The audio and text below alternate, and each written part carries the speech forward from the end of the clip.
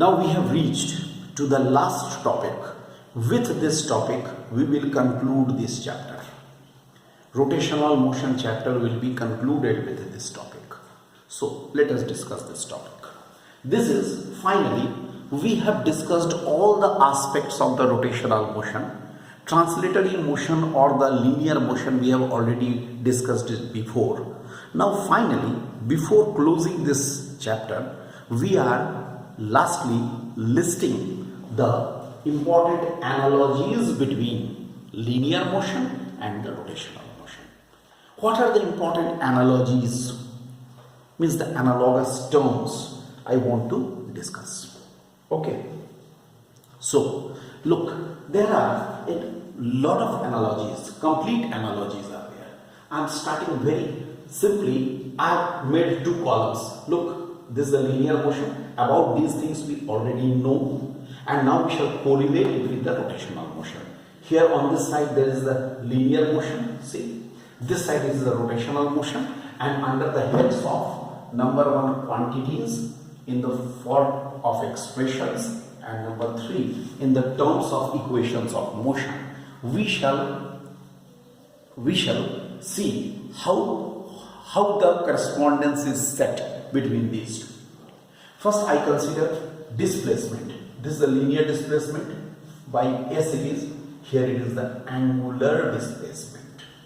Angular displacement. Angular displacement is theta. Linear displacement or simply displacement. It is a linear displacement or simply displacement. That is S. Angular displacement is theta. Linear velocity or simply velocity is V. Here is the angular velocity. Angular velocity is omega.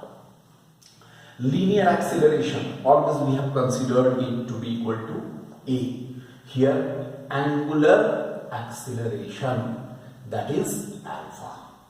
Force, it is force F. Okay, force is always the mass into acceleration. Here force, in place this here, in analogous to the force is the torque, that is tau. Mass is m. Analogous to the mass is the moment of inertia. Look, moment of inertia. These are all the analogous terms. Okay. Now let us come to the expression. Velocity is ds by dt. Here omega is equal to d theta by dt. Then acceleration is dv by dt. Here this is the angular velocity. You can say this is the angular velocity. Here angular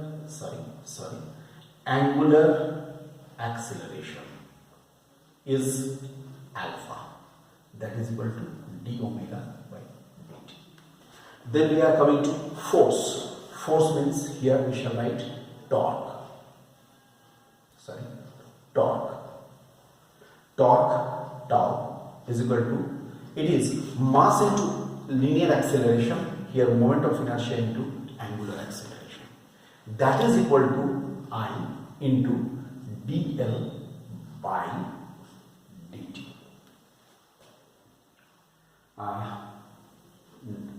A is rate of change of momentum, and alpha, here it is the rate of change of momentum. A is the rate of change of rate of change of velocity, dv by dt.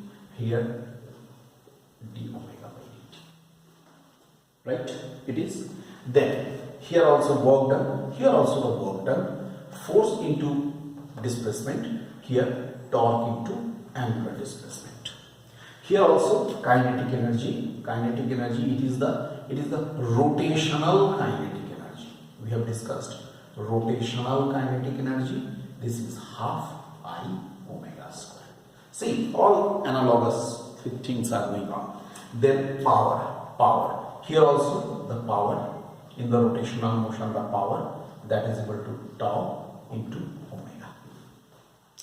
Then linear momentum, here it is, and here it is angular momentum. Angular momentum. How much? How much is angular momentum? This is L I into omega. Then impulse. In rotational motion also there is the impulse, the same impulse, that is equal to how much? It is the I into omega F minus I into omega I. Look, in place of mass we have written moment of inertia into this final angular velocity minus initial angular velocity, and force into time it is written, so torque into time. Right.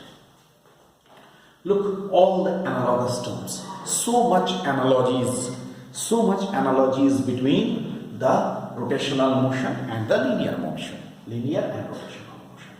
And lastly, we are coming to our equations of motion.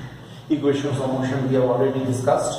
You must be remembering, this is here omega is equal to omega naught plus alpha t. This is the final angular velocity, this is the initial angular velocity. Here x minus x naught, you remember, final position if the body is moving, linear motion mein, if the body is moving along the x-axis, positive x-axis, then x minus x naught, final position minus initial position.